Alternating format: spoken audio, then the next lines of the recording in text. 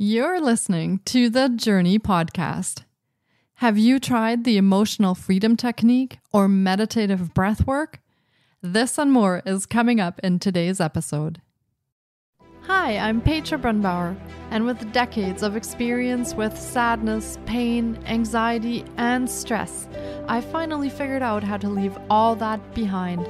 And this podcast shows you how to break free permanently so you can reclaim your sanity and find the self-esteem and energy to go after the life you desire.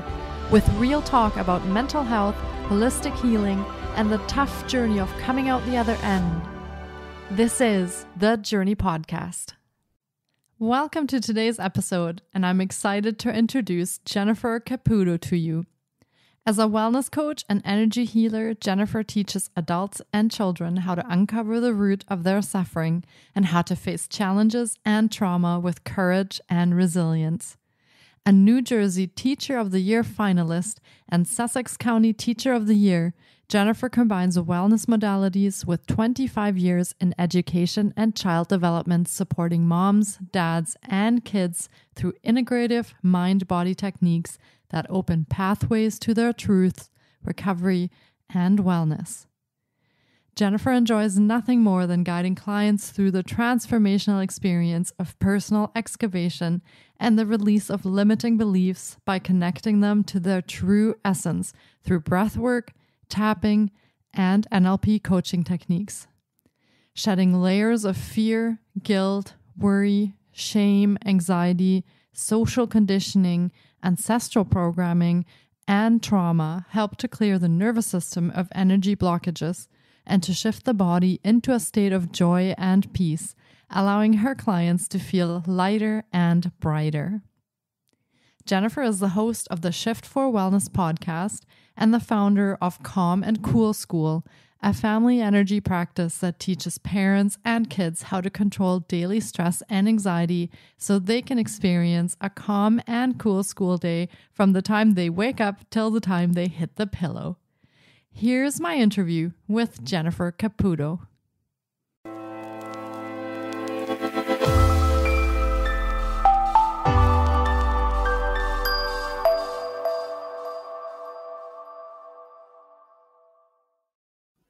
Hi, Jennifer. Welcome to the podcast, and thank you so much for chatting with me today. I've been so excited for this interview because you have a very unique journey to share with us. How are you today? I'm great. Petra. Thank you so much for inviting me here today. I'm really very excited to share with you. Perfect. So that makes two of us. Now, Jennifer, you and I met through our clinical EFT community, and EFT stands for the Emotional Freedom Technique, also known as tapping. Mm-hmm. And Jennifer, how did you come to find EFT and alternative healing modalities? Well, about 15 years ago, I had journeyed through cancer. And during my own healing process after cancer, I had a friend practice body talk on me. And body talk is a modality that I had never heard of. And this is where a practitioner actually gets feedback from the client's body through muscular communication. And part of that communication they use is tapping. So she would balance my cortices in my head, and I would get so much relief from that and such a sensation of safety and groundedness that I would actually turn around and do it on myself once she left because I wanted to hang on to that feeling. And then I would do it for my son when I noticed that he was having a hard time falling asleep at night. So I was often trying to replay all the things that she had done. And then fast forward years later, her sister introduced me to healing breathwork. And so it's a real funny story that I would actually go to see her for guidance through the breathwork meditation, which was absolutely amazing. And I know we're going to be talking about that later. And I remember getting off the table after one of the sessions and commenting on how I wish that I could have something like that to share with my students in my classroom that would bring them so much relief, so much immediate relief from their anxiety and their stressors, but that was a little bit more conducive to the classroom, into the classroom setting. And she had asked me if I'd ever thought about or heard about EFT and tapping. And right in that moment, I said, oh my gosh, it brought me back to the body talk that her sister used to perform on me. And it was years before. And I said, yes, that is it. That is the answer. I am going back to tapping because, you learn one modality and it works really well. And then you get introduced to another modality and that works really well. And so I hopped off of that table. I went right home and I immediately hopped right into everything tapping. I knew that that was it. I left that session. I did some research and I have been tapping and sharing tapping with everyone who listened to me ever since, including my students. And they just get so much relief from it. And what I have found is they then go home and teach it to their families. So their parents are doing it too. And then their parents reach out to me to help them tap. So it's just so wonderful. So, in a little bit of a nutshell, that's how I came to finding EFT. Wow, I love that story. And I have to say, I do love EFT also. I do use that. And I use it for chronic pain. And as you explained already, you also used it for some pain and the side effects when you went through your cancer journey. Mm-hmm. So it can actually be used for so many different things, pain, anxiety, all sorts of different things. I love it. And it's so gentle and non-invasive. So it's a very great technique. It really is. And it's funny because I just had someone perform an EFT session with me. I love when I can be the client and not the practitioner leading someone through. And it was I just loved the journey that I took through there because I thought I was tapping on one thing and it led me up and down, around, and all the way to something else that I thought, wow, I never thought I was going to end up here. How did I end up here? But that's the work and that's what it's all about, right? Digging really deep. Mm-hmm. And then also giving yourself the freedom to just let the thing that needs to come up. Yeah. Because that can take a bit of work to trust the process and to know that whatever is coming up is what you need to be working on. So I love that you have that intuition and that trust to just let that come up and work with that. Love Yeah. that. And one of the things I love is seeing people get in touch with their intuition because it's a word that's thrown out there. I think it scares some people, but we all have it and we can all tap into it. And the practice of EFT really does allow us to listen and pay attention and trust because all of the answers that we're seeking for on the outside are really right here within us if we just allow them to come out. Mm-hmm. Exactly. And as you mentioned, your students tapping, for example, I find that tapping is one of the things that I've tried that actually is fairly simple to learn. You don't need any tools that you need to order. You don't have to be anywhere specific. You can really just tap anytime and you can learn it for yourself and then do it at home. So it's really well suited to this. It really is. It really is. And I always tell them, we'll do some formal sessions right in the classroom. Some of the kids might even just interrupt and say, Mrs. Caputo, excuse me, but can we tap on, and whatever it is, maybe there's a test coming up and they want to tap on the fact that there's a test coming up. Maybe something devastating has happened in the community and they want to tap on that.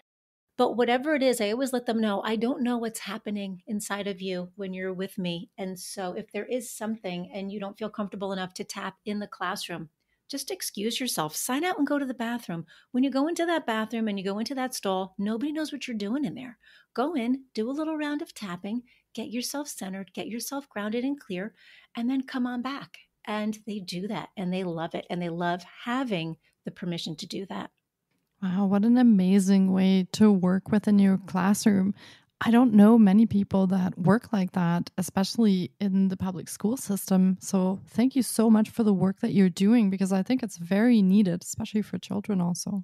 Thank you. Thank you. I agree. And thank you. Yeah. And as you said before, you're also a meditative breathwork healer. Yeah. And let's talk a little bit about what that is exactly and how that is different from other forms of breath work. Yeah, this meditative, it's healing breathwork meditation. And often when people hear the phrase breath work, they think of the various different styles of breathing patterns that we can do to calm or excite the nervous system, depending on what our needs are. And they can be done almost anywhere at any time. And others around us may not even know that we're doing them. But the healing breathwork meditation is something much different. It's a very active form of meditation, which is done lying down on the back. And it involves a 3-part breath done through an open mouth. And it's 2 inhales and 1 exhale. And the first inhale is done into the low belly. The second inhale is done into the chest, the heart area. And then the final breath is an exhale through an open mouth. So it sounds like this. That would be 1 round. But you continue with this breathing pattern. I guide clients through this breathing pattern, and it's for about 30 to 40 minutes. And so that's where really the work comes in. And what you're doing is over oxygenating your hypothalamus gland, and you're releasing all of these fabulous hormones into the body and giving yourself a runner's high. If any exercisers out there or runners out there, they know what that is. You get to that point where you are just not thinking about anything and you are going and going and going. And that's exactly what happens because your breath shuts off the executive functioning part of the brain.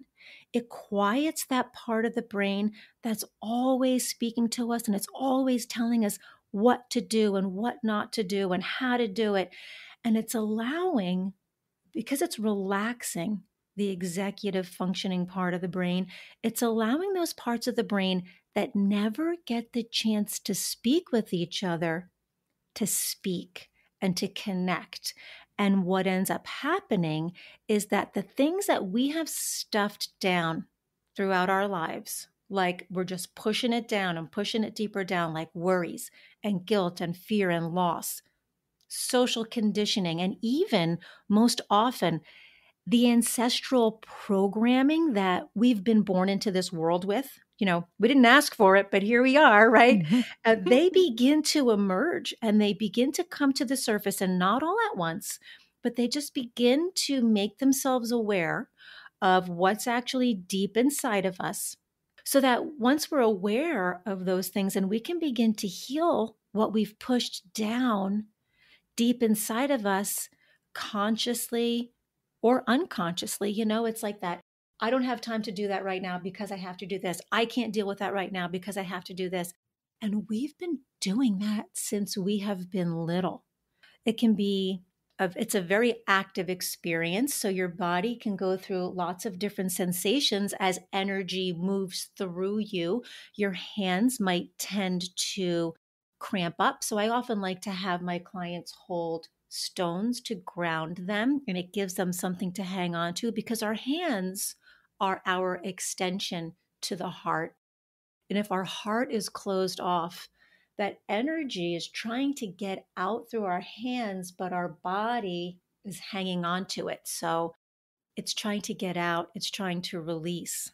If sometimes you're holding something in your throat, you may find that your lips, I remember one time I was going through my own session and my lips were really, really pursed. And I was sounding like this when I was talking. And I had said to my breathwork facilitator, "How's my mouth? Is my mouth okay?" And she said, "You're fine. Your mouth is fine." She said, "You have something you are holding on to. What is it that you're holding on to? What is it that needs to be said that you are not saying?" And in this time, it's when you guide the client through asking, because you're really getting in touch with your inner wisdom, the highest version of yourself, your spirit, the divine. You can call it whatever you want to call it, but you are getting in touch with your inner wisdom. And this is where you just ask, what is it that you want me to know right now in this moment? And so many wonderful things are brought to your attention. It could be a very, very peaceful experience. It could be a very psychedelic experience. It depends on how open you are. It depends on how far you're willing to go, because you are in control. It is your breath after all. And if at any time you want to just stop and just go back to your natural breathing pattern, your body will just relax and do just that. But I have had my own personal experiences where I have had visions. I have met ancestors whom have gone before me. I have had conversations with them. These are just some of the things that you can open up to and experience and get answers for. Wow. Yeah. I'm learning so much just listening to what you do. This is amazing. And I didn't know about the stones. And I've been familiar with breath work a little bit through yoga, but it's a bit different than what the meditative breath work is. But I find that so Yeah. Interesting. Wow. Thank you When so I much for share with sharing that. people about the breath work, they're very quick, and not in a negative way, but they're quick to dismiss it. They're like, yeah, I do breath work. And I say, well, I don't know that you're familiar with, I don't know that you've practiced this type of breath work, because people that have practiced the healing meditative breath work, they definitely know what you're speaking of because they can speak from experience. But when you engage somebody in the conversation, and if they're dismissive about it, you know that they're talking about one of the other ones maybe that we're doing in a yoga class, like 4 square breath or alternate nostril breathing or healing breath or something like that. Mhm. So I do love sharing this breath work with others. It's just super. And everybody goes on their own journey. Yes, exactly. And that's the case with a lot of the healing holistic healing methods that we go through. It becomes our own in a way, right? We all apply it in a unique way and we all have a Mm-hmm. unique experience with it. So I almost feel like no two people are going to have the exact same experience if they're working with a holistic healing modality. But, that's Yeah. the nice thing No, about it. absolutely. And if you have no idea, if you're just interested in trying it, you can just simply begin with an intention. If there's something in particular that you'd like to try to find an answer to, or you can just go in and start to breathe. And once your brain starts to relax and your body really just gets a chance to take over, you can also just ask your inner wisdom, what is it that I need to know in this moment? And I love to do that whenever I'm feeling overwhelmed or just confused, or I'm very sensitive. So when the world seems to be really spinning and spinning and spinning and buying into all of the things that we're going through in the world, I pick up on all of that energy. And so sometimes I need to just do that healing breath work, and it sets me right. Yes. And that's exactly the thing that often happens. It is when we start feeling overwhelmed and anxious and things are getting too much and we're picking up on all these things. That's exactly when we forget to connect Yeah. to our intuition. And that's an important thing that we need to do during that time and trust our own inner selves and our own innate healing Yeah. to actually take over. And it's so At that funny point. because even as energy healers, we're human and we're walking this earth with everyone else, and you can get caught up in what's happening. And then all of a sudden I take a step back and then I giggle. Like just like you said, I'm like, what are you doing? You don't need to be here right now. Take a moment, use one of your Yes. tools, and then all of a sudden it's like, yes, I forgot for a second. Everything's gonna be fine. Yeah, and we do go through that even as healers, as healing practitioners. It's good to remind ourselves once in a while that we have these things in our toolbox Yeah, and we can yeah. use them. So we've talked a little bit about the EFT and we've talked about the meditative breath work. And you work primarily with parents, students, and teachers. And what made you narrow down your practice to such a unique niche of people? Well, it's funny because when I began Shift for Wellness, I did it because I wanted to help others who were either healing from cancer or who were in the middle of managing their cancer, and primarily who could not get out of their homes. And that's what I had designed my whole Shift for Wellness blog and website and workshop series around, to help these people. When I was well and I was able to be up and out, and I started doing these wellness workshops in yoga studios, I noticed that it was filled with people that weren't going through cancer at all. Maybe one person might have been, but all the other people, they were just there because they wanted to shift to a better place. And Hmm. anytime I experience something in my own personal life, I am always, the next thought is, what could this look like in my classroom with our learning community? What could this look like with the kids, with the parents, and with the teachers? Because a major public education issue today is the stress and anxiety levels in students. Year after year, I witness these levels increase. The kids trust themselves less. They lack resiliency and the ability to cope with the most minor disruptions. It's not all of them, of course, but it is many of them. And I actually can dare to say the majority of them. And this is not for anyone that's listening right now. You're probably saying, well, sure, COVID after the last 2.5 years, but I've been in education for 25 years. This is prior to COVID. So what I'm sharing with you is prior to COVID, and now COVID has just exacerbated it all. But the students Hmm. really need to be able to tune into themselves and pay attention to what their bodies are saying. No one's teaching them that. And the demands on students become greater and greater. Information comes faster, and nobody is teaching the fundamentals of how to find ease and peace within themselves so that they can learn how to tackle all that life and learning throws their way. So, sure, I want these kids to know that when they're writing and they're speaking, they shouldn't be ending a sentence with a preposition. But at the end of the day, I care so much more about them being able to tune into themselves and being able to identify stressors, the symptoms of their stressors, and to be able to project themselves into wellness. Yes, yes. And that's so important because with mental health issues on the rise, and like you said, not just since COVID, I think COVID has just put a bit of a magnifying glass on it, but it was already on the Mhm. rise before COVID. And with that on the rise, and my generation, your generation, the generations before that, we weren't really prepared for that. We didn't get any courses in self care, in mental well being. We weren't taught No. any of that. And so I love to see some of the younger generation, the kids now, to have an opportunity to be taught that because it is so Yeah. important also when we get older that we know how to take care of ourselves. And we don't get Yeah, educated no, on we that, I don't. don't And I think. remember, like you just said, so many tragic things have happened in my learning community as a child, and we weren't allowed to talk about any of it.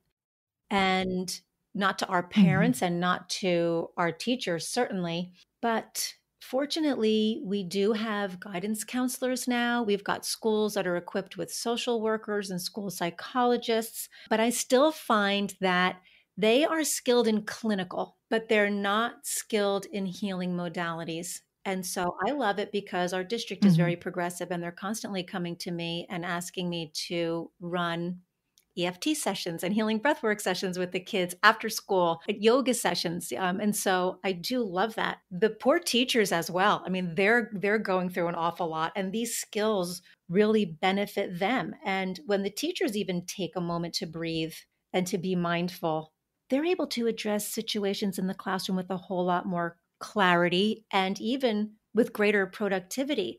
So not only has this, it's my practice that I has spilled over to the students, which also spills over to the teachers. And I also spend a lot of time counseling parents on how to be the parent their kids need them to be, because these parents are just as Mhm. stressed, just as anxious, just as overwhelmed with their own issues at home and at work. And again, that was before COVID, but COVID certainly brought so many of them to the edge with everything that they had to balance at home. It was just so much. So, in the classroom, while I'm teaching the kids how to take control of their instructional time and pay attention to what their bodies are telling them, through tapping, through breath work, through meditation, I see kids outside of school in my private practice. I also see parents outside of school in my private practice. I've got tired moms that work with me and say that they've had the best night's sleep after our work together, and busy moms working with me to find all sorts of ways to just slow themselves down and give themselves permission to do so after their tapping or their breathwork session. Overwhelmed moms, they're overwhelmed and they're working with me to, my gosh, even just, I'm just thinking, finding direction for what their next career move should be. But all of this comes from them. I don't give answers. I only ask questions and suggest affirmations, but it's their body and their breath that are the tools. The body and the breath are the medicine. I just simply hold this space for them to do the work. And really, make no mistake, it is work. And they get a lot of benefit. Yes, They get a lot of benefit from it. Yeah, and it would be great to see more school districts pick up on this and actually add some of these things to their school districts, into their schools, so that there's more help and resources for students, teachers, and parents also. It sounds like everybody could benefit from what you do. Yeah, I agree. And so let's go over what it is that you offer. Could you explain maybe some of the programs and services that you offer? And do you only offer those to your students, or do you also offer them to clients in general? I do offer them to clients in general. I will do one-on-one EFT tapping sessions. I will also do one-on-one healing breathwork sessions. If anyone wanted to get a glimpse into either one of those, on my website, Shift for Wellness, I have 2 videos, one that explains tapping and all the things you can do it for. So if you wanted to just practice and play and do it on your own, you can simply do that. And then also on my website, it's underneath the offerings tab. There is a video with a 7-minute healing breathwork meditation. So I will explain to you what it's all about, and I'll get you set up for that, tell you all the things that you need to have with you to get you comfy. And then I actually walk you through a 7-minute healing breathwork technique that you can do, by the way, with EFT or healing breathwork. You can do them as often as you want, as many times during the day as you want. You're not going to need to do it more than one time because it really sets you in a nice place, but it's not something that you have to worry about the amount of times that you do that. So I also offer monthly healing breathwork circles, and you can access those on my link tree that I think that you're going to link on your podcast somewhere, Petra.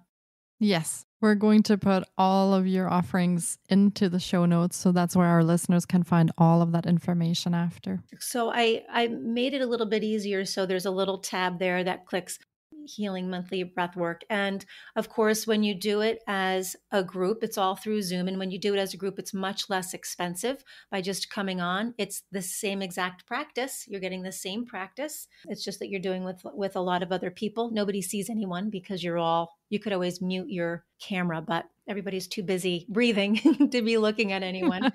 Exactly. And I also have a practice, a family energy practice, which I've been developing over the last several years.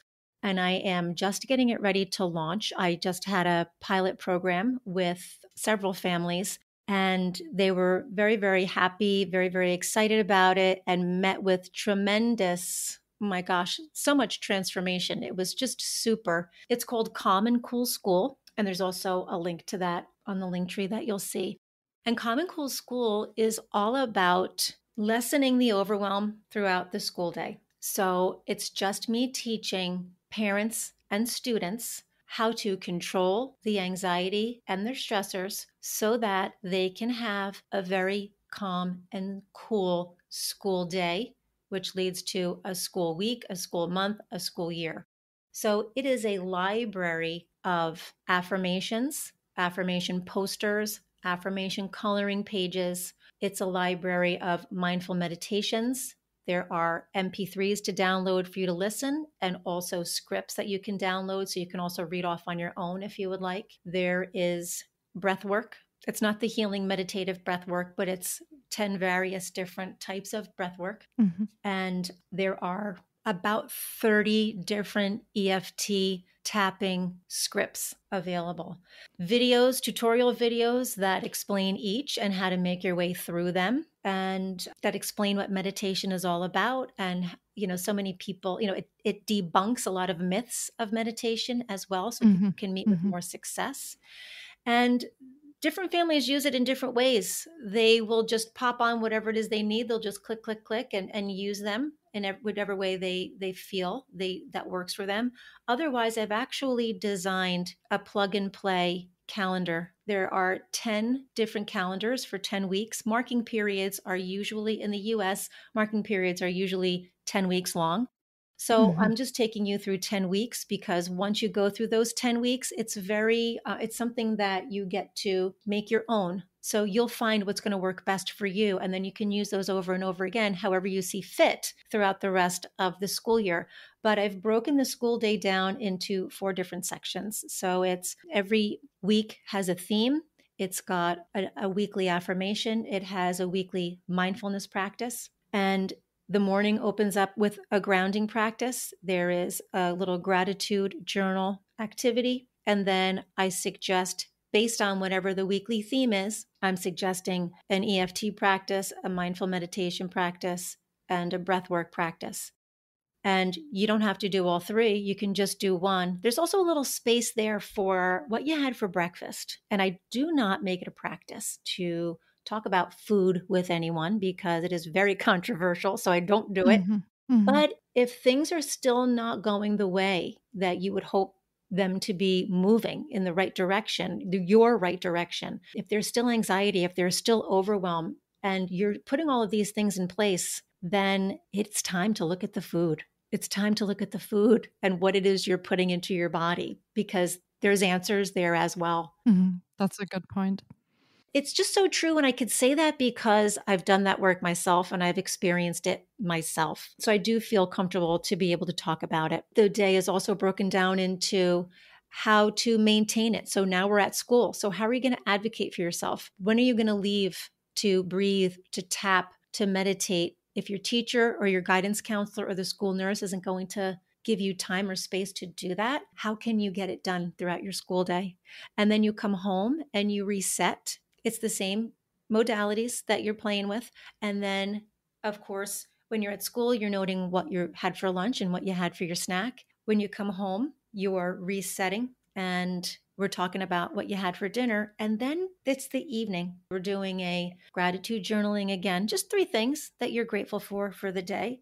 You're working on the same modalities. You're winding down. And this is the piece oh my gosh, my students and I, if there's a spot that we laugh at, this is the spot, because they catch themselves seeing themselves as just ridiculous and they're laughing. They just can't believe it, because there's a spot on there that says, first of all, what time are you going to bed? And we take it back to the morning. What time do you have to wake up? And I talked to them about what the American Academy of Pediatrics says about how many hours of sleep they need to be getting. And often they find out, hey, I don't really need to even go to bed as early as my parents are telling me I have to. I can stay up a little bit later.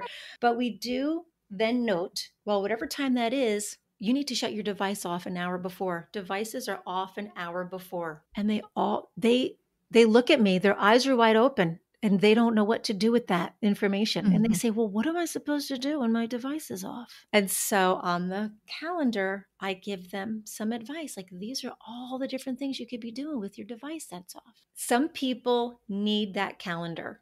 Every week, it's a different calendar that you can print off, and it's got lots of different modalities on it. It's plug and play. And then there's one that's blank. So you can put whatever it is you want in there. And some people need that. They say, thank you so much, because I can't even think about anything. I can't think of one more thing. So to print that off and have it there for me, it's awesome. And then other families don't even bother with that at all. They just go right to the library and then click, click, click around and just allow themselves to be guided through different meditations as it's needed. Yeah. Well, your programs sound amazing. And I really hope that our listeners have enjoyed hearing about them and are interested in maybe finding out more about them for their kids, for themselves. I think this would be a fantastic addition to anyone's healing journey. And Jennifer also has her own podcast called Shift for Wellness. And you can listen to that from your favorite podcast provider. And as Jennifer said, we will be linking to all of her offerings in the show notes as well. Well, this has been another incredible episode, and I really hope our listeners have enjoyed the journey into EFT and meditative breath work as much as I have. Jennifer, do you have any last little pieces of wisdom or a little nugget that you can leave our listeners with before we close off the episode?